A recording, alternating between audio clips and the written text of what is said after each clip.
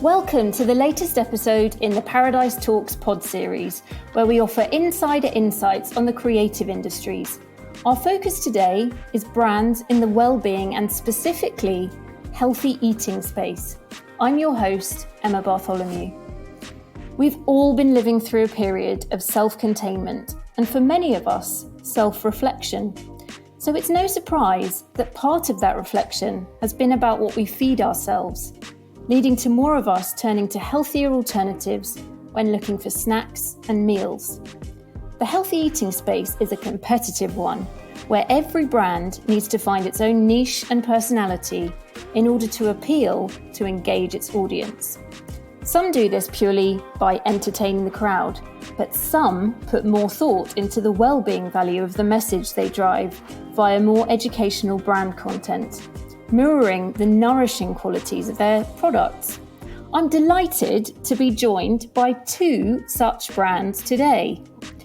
With me to discuss this ever-evolving, growing space within the consumer market are two women who have seen a need to provide more nourishing options and built their businesses and brands around that.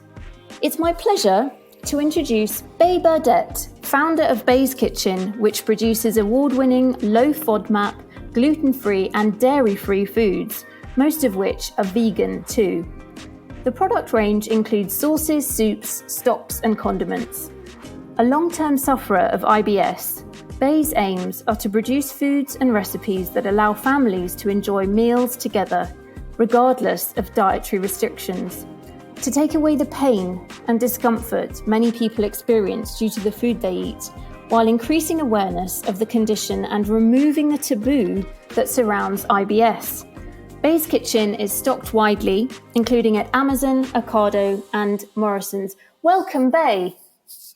Hi, thanks for having me. Oh, it's such a pleasure. Now, I mentioned one piece of terminology in your introduction that our listeners might not be familiar with, and that's the Low Fodmap Diet. Could you just briefly explain what that means so everyone's clear? Yeah, I will try to keep it brief. It's a slightly complicated term, but a low FODMAP diet is essentially IBS, which is irritable bowel syndrome. So it's an IBS-friendly diet. So it stops triggering or can reduce the triggers for your symptoms. So people with IBS get things like bloating, cramps, changes in bowel habits, fatigue, backache, the list kind of goes on. So the diet works by removing high FODMAP and moderate FODMAP ingredients. So FODMAPs are short-chain carbohydrates and sugar alcohols, which can be naturally found in foods as well as preservatives and artificial sweeteners. So something like onion and garlic, those are two of the key culprits. And so the diet works by removing these from your eating lifestyle. And then you do that for a short period, and then you look to reintroduce as many foods back into your diet as possible, because lots of people will only be intolerant to certain different groups of them. And then you end up with a personalised low FODMAP diet as such, but it's all designed around stopping those triggers for those horrible, uncomfortable symptoms that you get with IBS and many other gut conditions too. That's really helpful. Thanks, Bae. And hopefully it will help somebody who's listening to this.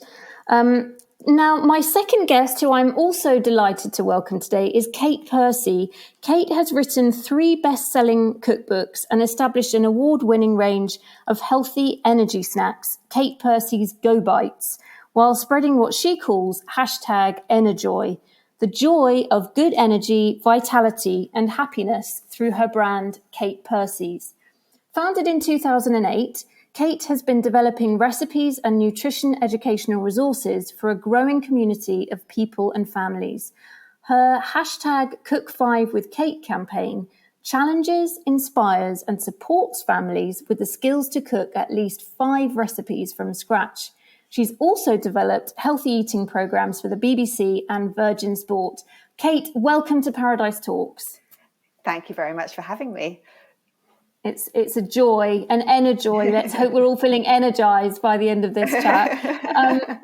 I have to ask you, I'm sure you get asked this all the time, but do you have a favourite amongst the recipes that you encourage families to cook from scratch? Well, that's quite a fluid thing. My favourites change all the time. But Okay, that's the good, I think yeah. at the moment, I'm really excited about a pizza base that I've just developed that we're just about to launch. Basically, we're just about to launch a range of savoury baking mixes that are going to give our families and young people a kind of a leg up to cook from scratch. And the pizza base is vegan and gluten-free, and it's a delicious mix of flaxseed and buckwheat and oat flours, and it actually really works. It tastes fantastic. It's light and fluffy and crispy on the bottom. So and it's good for you as well at the same time. So that's my current favourite. Oh, that sounds so good. And I'm just thinking that that's amazing timing for people going off to university and maybe cooking for themselves for the first time. And a pizza base would be pretty appealing to them. Yeah. So great timing. Thank you. Yum. Fingers crossed. And good luck. Good luck with the launch of that new range. Thank you. Now, back to both of you. As healthy eating brands, so conscious of the health of those who use your products and follow your recipes. Bae, I'll ask you this first. How important is the personality of the brands that you've built, of Bae's Kitchen in your case, in terms of your ability to reach your audience in the most authentic and true way? It's really key. So the personality of our brand is one of the main things I kind of focused on when I started building it. So living with digestive conditions, allergies, and other dietary restrictions can be really tough, and not a lot of people talk about it. So we try and ensure that we're a really open and approachable brand, and I do that through our communications, as well as just having a really vibrant looking brand website, packaging, etc. We want people to kind of enjoy using our products, and that they want to pick them off the shelf and they want to share them with friends, and it become this sort of collaborative community as such, and people letting other people know, have you tried this product? It really works for, these conditions. I know you suffer with this. And it just getting people to talk more, which is just, it's kind of one of my missions with Bae's Kitchen, is just getting people being more open about different digestive conditions, different dietary restrictions, allergies, and just general well-being. And that's just so important to us. Absolutely. Healthy communication is healthy in itself. So I'm a big fan of that. Kate, how about you? Do you think that having the personality within the brand really helps you to reach your audience? Yes, I mean, similar to Bae, it basically the whole brand came from my experience of changing my diet and finding how my energy levels were just so increased by literally focusing more on slow releasing carbohydrates, really, really good fiber rich unprocessed foods. And it's all about building that engagement so that we can get our educational message across. And a lot of that comes from everything coming from the Kate Percy brand. So, for instance, I do all the social media and our email marketing, and that's kind of manifested in people coming back to me directly with quite emotional emails and messages on social media saying how the product has helped them perhaps in a running race, or how my books have changed their and their families' lives, which is great. So I think when it comes from you, being authentic as a brand, it just comes very naturally, and makes it kind of easier, I suppose, as a brand to get that personality of the brand across, if that makes sense. Yeah, it totally does. And I can absolutely see it in both of your brands. You kind of instantly as an observer, as an audience member, as a consumer, you instantly feel close to both of your brands when you kind of step inside both of your brand kind of worlds and experiences. And I think that's been very, very sensitively and carefully done. And Kate, I'll just leading on from that.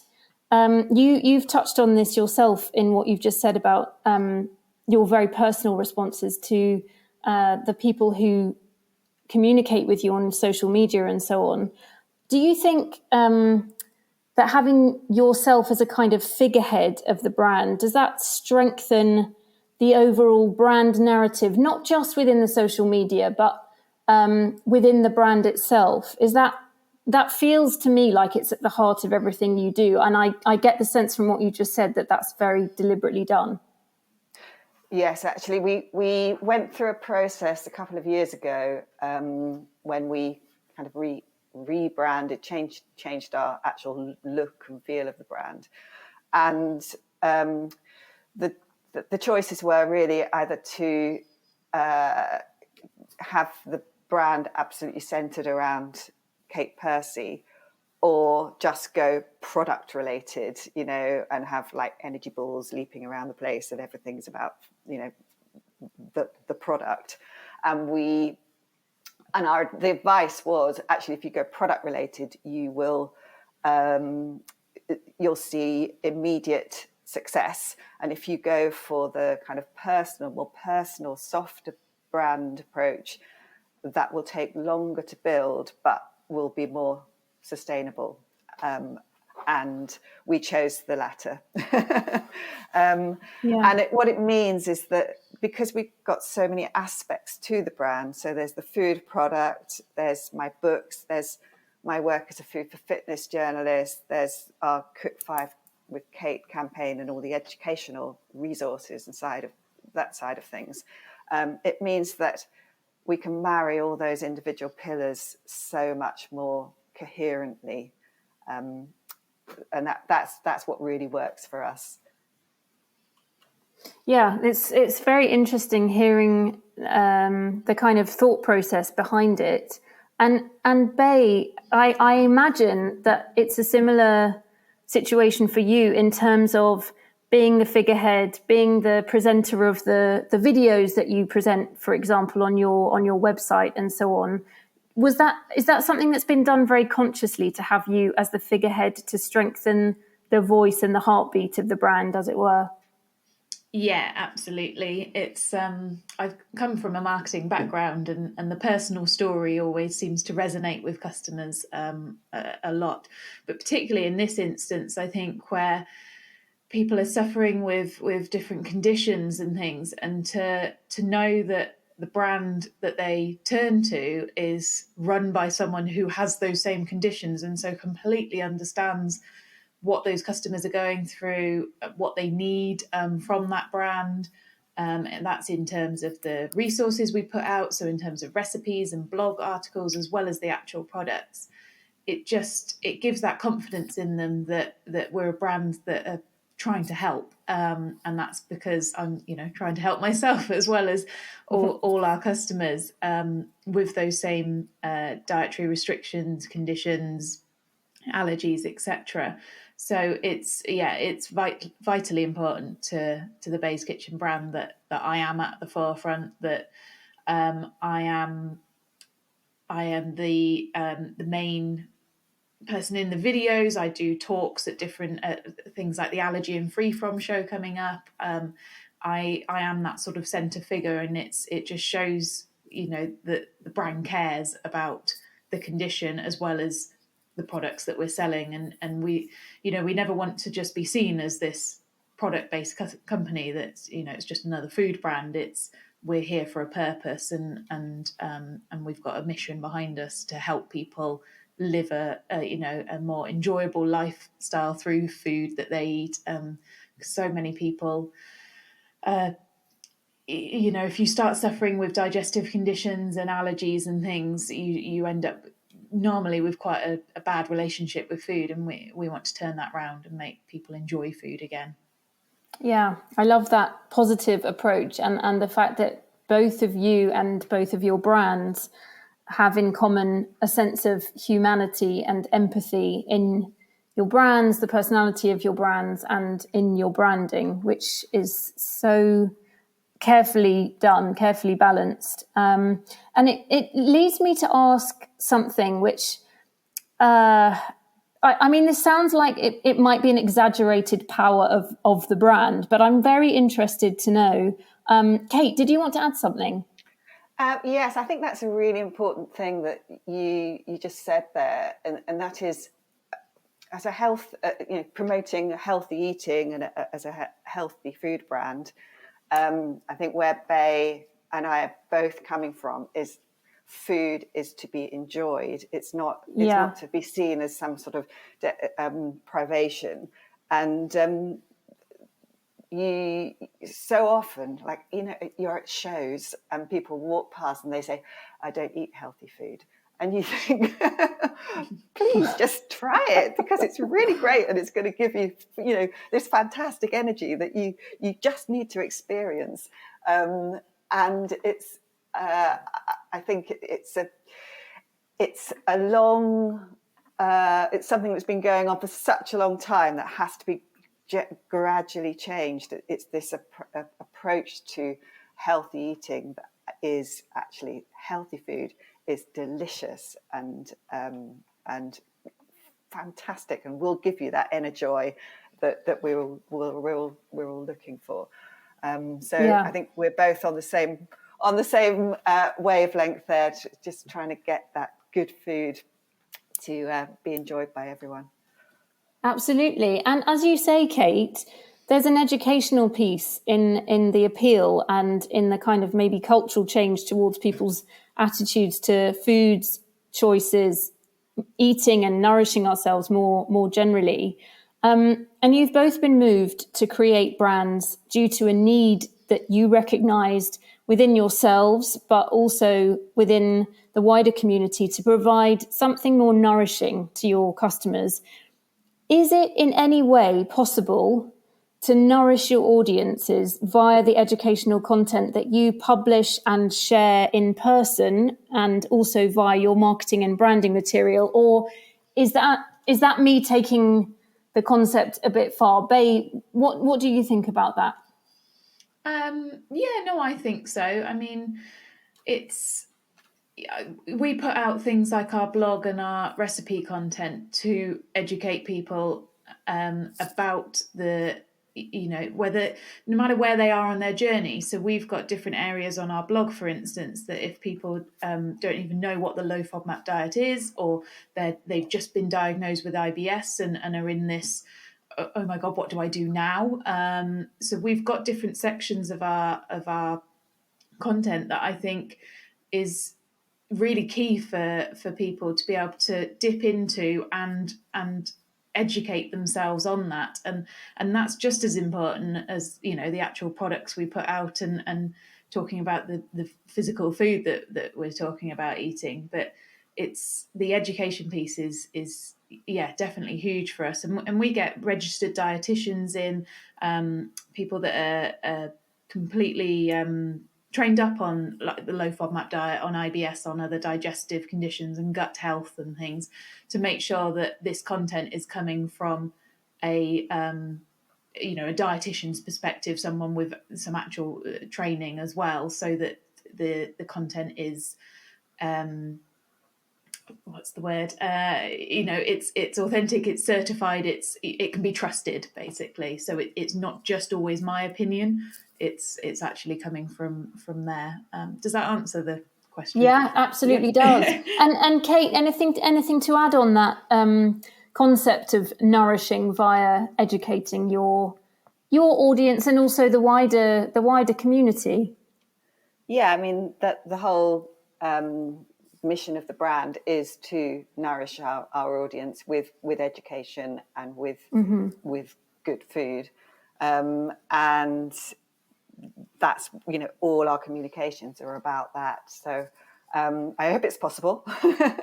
I think I do believe it is, and I agree with Bay. It's we have, like, all my recipes are approved by a registered nutritionist, and we have, with Celiac UK approved as well, with the cross-grain logo on our products. So I think it's a question of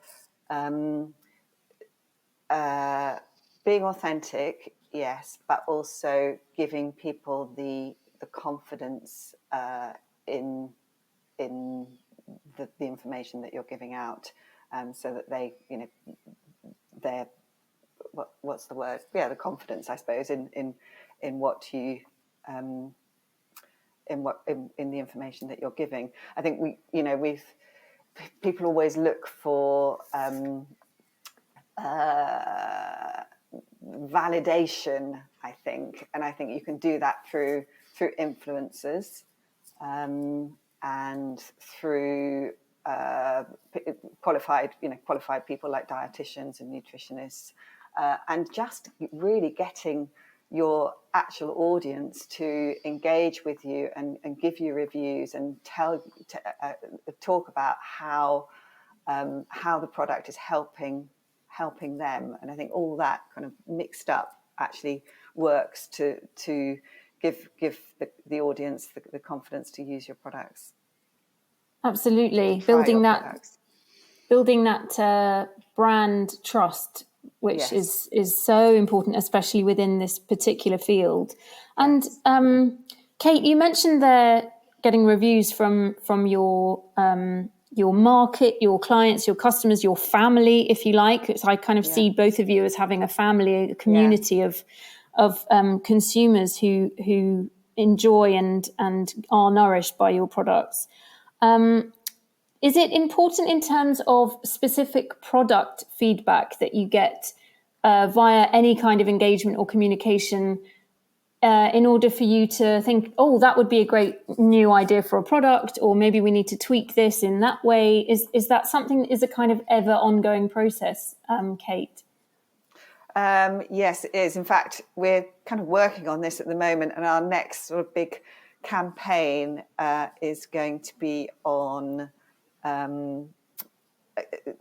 new flavors for the Go Bites. So we're going to kind of do a competition over social media on what flavors people would like, and hopefully make it a bit fun, so people kind of suggest some wacky ones as well, and from that we can actually hopefully come up with some extensions to our range that people are really going to want, and it's going to be a bit of fun as well. And I think it's been really difficult over the past couple of years I'm sure Bay agrees with this, for a small brand to get any to sort of get any recognition over all the noise that's on social media. In the past, where we've really built our audience has been at events, going to,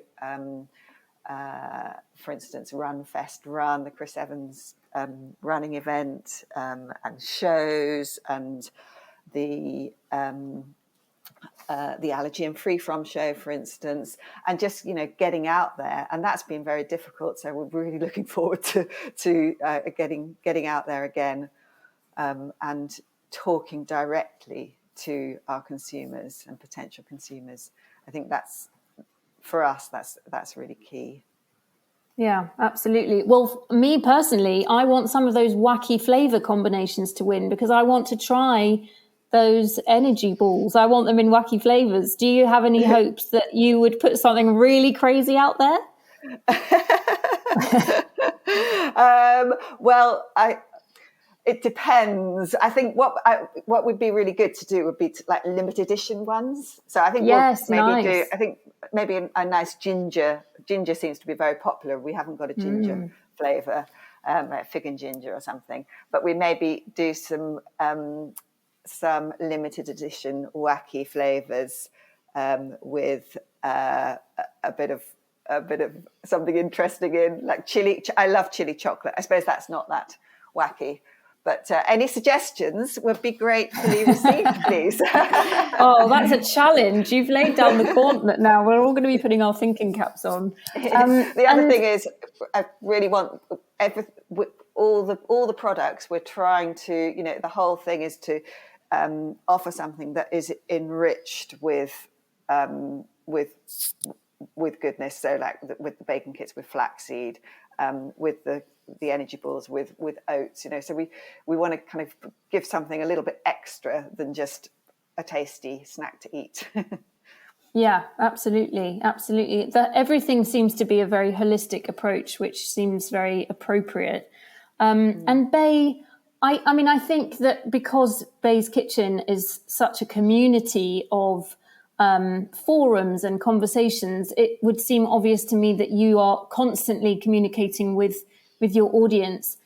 Does their feedback and their suggestion lay heavily on your decision making in terms of developing products and the brand more generally? Yeah, absolutely. It's the first thing we actually do when we're looking at new products. So we actually put a survey out last month to all of our customers. So we put it out on social media and then through our email channels to all of our audience to ask what products they want. And we ask a variety of questions. So we make sure that we're hitting the key kind of certifications and things that they want from products. So we ask, is low FODMAP important to you? Is dairy free? Is gluten free? Is organic? Etc. etc. So we get that kind of feedback as well as specific product feedback to see what people want us to develop. And I wouldn't have a brand if it wasn't for our customers. So it's so important to get their feedback and opinions on what products they want to see, and because that's what's gonna make the brand stay around and grow. But feedback to us is it's so important, and it's also it's what's kept me going, I think, over the last 3.5 years. Running a food brand is definitely a bit of a roller coaster, and being this, my first ever startup business, there's been definite highs and lows, but the feedback you get from the customers is just it's just amazing. And it being a small business, it genuinely does make you do a little happy dance that you've got some really nice feedback. And whether that's on a Google review or just someone sharing their meal that they've had that night and it's got your product in it, it's all of that is just amazing to see that people are enjoying something that you've created and that your mission is working. So we actively encourage feedback and as well as negative feedback, because that always helps, and it helps us adapt our products or change things where things might not quite be right. So it's definitely at the heart of what we do is finding out what our customers want and what they're happy with and what they want next. It feels like the relationship that you both have with like I said, your family of consumers is really important. But I wanted to touch on something, Bay. You just talked about the roller coaster of starting a business, and Kate mentioned the challenge of being an independent, smaller brand or startup brand. I mean, you're both growing and you're both doing incredible things, especially given the circumstances that we've all been living through over the last 18 months in terms of getting your voices out there. But I wonder, Kate, I'll come back to you with this one because you touched on it before. Having your voice heard as an independent brand, I mean, we are an ever more globalized marketplace. Yes, there are event opportunities to spread the word when events are possible, and there are online conversations. But is that a tough element of being an independent brand? I suppose it has its pluses and its minuses. It has been a really tough couple of years, I have to say. And just going back to that feedback, you can be on it's amazing how just a little comment can bring you right back up there. You can be, in quite a dark place. And then someone will say, oh, I just had a go by it and did this. And it's just, it just brings you right back up, which is lovely. So please keep feeding back to all the brands that you love, anyone who's listening, because we really, really appreciate it. I mean, particularly in the snacking industry, and the sort of healthy snacking arena, it is such a competitive market. And there are huge brands such as Nestle and Cadbury's and Mars that we have to compete with, and I think because of the situation, supermarket buyers are sticking with what they know a bit, and sticking with the big companies who can afford the marketing. But on the other hand, as a small brand, you can be really flexible, and you can chop and change, so much more quickly than the bigger brands. So, for instance, during the lockdown, we had great success in Denmark. So we kind of focused our marketing to Denmark. We got sort of Danish influencers talking about the brand on Instagram, and just kind of, that was really easy for us. And you know exactly what's happening every day. You see your bank account, you know exactly what you need to do. Whereas as a global brand, I think that must be much, much more difficult. And then in healthy snacking, we've got another kind of milestone, which is the HFSS legislation, which is high fat, sugar, salt. Basically, any products that are that are HFSS non-compliant can't be put by the tills. Basically can't be promoted properly. And we've just found out that we're one of the few in inverted commas healthy snacking brands who is actually compliant. There's loads and loads of healthy snacking brands out there that aren't HFSS compliant, and they're going to have to reformulate. Now, if we needed to reformulate it, we could do that really easily because we're just so small and flexible. A global brand is going to, they're going to have to go through so many hoops to be able to do that. So, there are swings and roundabouts, I suppose. That was a bit long-winded, sorry. No, it was really interesting. It was very interesting. And actually, the fact that you mentioned some of those global kind of super brands who, in fact, some of our audience and some of the consumers out there will be unaware that they might be moving to what they think is a healthy option, which is, in fact, a sub brand of one of those super brands.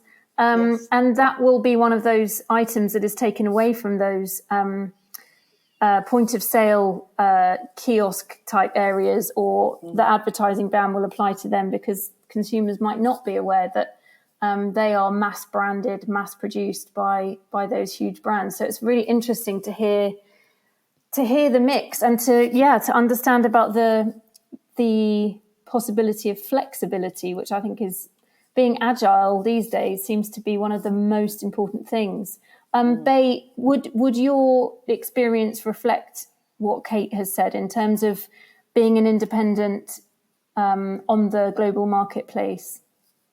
Yeah, definitely. I think the key thing was just the flexibility of small brands that Kate was saying. So it just means that, yes, we can adapt. And so getting that feedback from customers, if something isn't right, we can tweak things. And, we had an instance where we launched a product last year, and going from kitchen trials to factory trials that any food product has to go through, that there are ever such minor tweaks. And actually this had a slightly negative impact on one of our products, and we got some feedback, and we were able to quickly change it. Now, if we were, as Kate said, the likes of Nestle or someone that big, then to go through that kind of change would just be I don't know, it would feel 18 almost months. impossible, I think.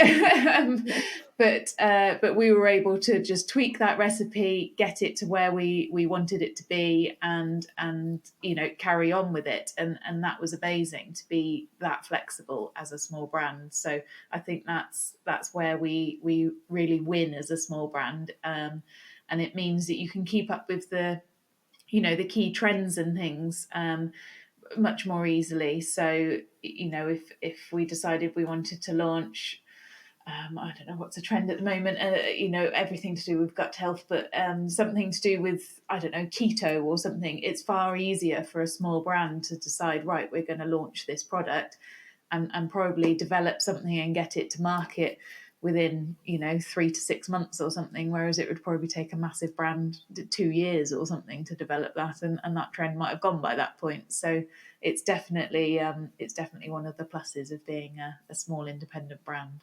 Yeah, and I can absolutely see that objectively, listening to both of you. It's so interesting to contemplate that, and actually kind of brings me up in hives, looking at the P&L accounts of some of those massive brands having to make these decisions, and it must be such a stressful situation. And not to say that it isn't stressful and hugely challenging running a smaller brand, but there was something that you just mentioned there, Bay, that I wanted to pick up on about following trends, which I imagine could be fairly stressful in itself, seeing, oh, now everybody's talking about keto, everybody's talking about paleo, whatever it is that is of the moment. Would you say this may be a foolish assumption, it may be a naive assumption? Is there a particular demographic who is drawn to the concept of choosing healthier eating options, or is it just a very broad spectrum of people in terms of ages and all sorts of other considerations who are interested in making healthier choices? That's for you first, Bay. I think it is broad. I think if I was going more sort of stereotypical at the moment, I've noticed, social media it's full of the younger generation anyway, and so that's what you see a lot more of. But I think people moving out of home and making their own decisions are the ones becoming these kind of health conscious led consumers.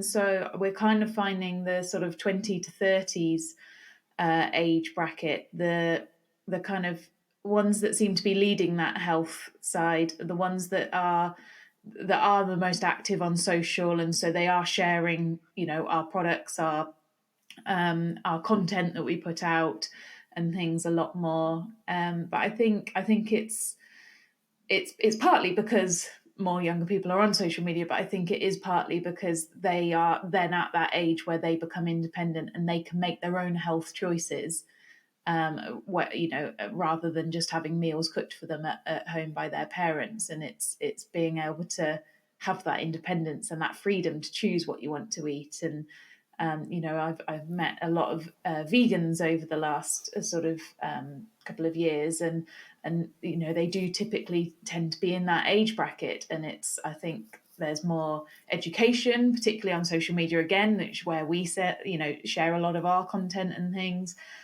So I think it's from that perspective, but also just I think it's that freedom that they can suddenly choose what they eat and what they put in their bodies, and so they do their research and they've become this health conscious led age bracket. Gives me hope for the future and makes me feel quite old, I have to say. But no, it all rings very true. Kate, does that reflect your experience in terms of appealing to a particular demographic? Yeah, we've been through, what is our target market, and we always ask that. And I think for us, our audience is basically more an attitude to life rather than a particular age group. So, it's people who are looking to lead a healthier lifestyle. We call them everyone actives, everyday actives. Having said that, exactly as Bay said, that 20 to 30 age group for us, particularly women, so sort of women who are interested in fitness, eating more healthily, leading on to sort of mums and their families, those are the ones that are most active on social media and who are actively, I think, looking for alternatives to, interested in alternatives to what they have grown up with. Absolutely. Appealing to a mindset, which is very appealing to me, actually. I think like-minded people can energize each other, and that's something really positive. Unbelievably, we've come to my final question for each of you, and I feel like I should have been taking notes, so I'm very glad that this is being recorded because we've learned so much from speaking to you both today. Bay, I have one last question for you. Part of your mission, a big part, an essential part, is to empower more people to talk about their lives with IBS and to offer support and advice to one another as a community. How do you make Bay's Kitchen a part of that conversation? I mean, we've kind of taken it for granted through this conversation, but how do you do it in terms of your interactive content? We know that you make these great videos. We know that you're speaking to your audience all the time. How do you do it? With what sense of purpose do you go out and do that? So we do rely on our website quite heavily in terms of the hosting the content. So our recipes that I mentioned and our blog area are quite well visited. But social media, I mean, people love it, people hate it, but it is one of the best tools to get that content out to people, and just the community share it for us. We only do so much ourselves, where we'll use social media, we'll use our email platform, we'll use our website, we will use exhibitions and shows and things to get to people. But we're really lucky in the space that we're in, where people suddenly find our products and find it works for them, that they really want to tell other people and help them too, which is exactly why I started this brand. But it means that we share our conversation through the power of word of mouth, where other people are sharing it. So they're tagging us in their meals on social and sharing it with their friends. We run competitions to get people to tag their friends in and things to get the word out there. But we're, like I say, we're really lucky with our customers that they're just such a great group of people who want to tell other people how our products and our blog articles and our recipes and everything really help them, and so that they can help other people in turn. And that's one of the best powers, I guess, of social media and other marketing kind of content is getting people to share it for you, and that really works for us. That's basically every brand's dream, letting the audience love you and take care of sharing the story for you. That is wonderful. But it's also wonderful because it's such a positive and inspiring story that you are sharing. And Kate, you obviously also have a shared mission to empower and inspire, not only with your cookbooks, but with your Cook 5 with Kate campaign. How much does your audience themselves, how much do they inspire you to create that content and to create those recipes? I've got a feeling they're a pretty big part of your inspiration. Oh, yes, definitely. I suppose the difference between Bay's brand and the Kate Percy's brand is that Kate Percy's kind of started as just me as a writer and author with the books and the education program, and then the products came later and the sort of brand came later. So a lot of my content is inspired by, for instance, the work that we've done in schools, really kind of seeing what kids and teachers actually like, how how their cooking skills, what recipes suit the sort of lack of cooking skills, and how we can help improve those skills. And that's the whole concept of Cook 5 with Kate, is that we're kind of, it's almost like dumbing it all down to actually everyone can cook 5 recipes. And here's 5 really good nutritional tips that will kind of give you a good sort of starter pack, as it were, to get to kind of improve the way that you eat, and get inspired to eat to a healthier lifestyle, really, not just eating but moving as well. So that's really I mean, one sixth former said to me, he came up to me and he said, "Kate, I'm really enjoying this course." And I said, "Well, why is that?" And he said, "Well, I've studied nutrition in my BTEC sport. I've studied nutrition, but I didn't actually relate any of it to actual food that we eat. How to put that into recipes and use it." And I think that's the whole thing. It's kind of bringing good nutrition into the everyday, so that people can cook easily and quickly and healthily. So that's where the inspiration, I suppose, comes from.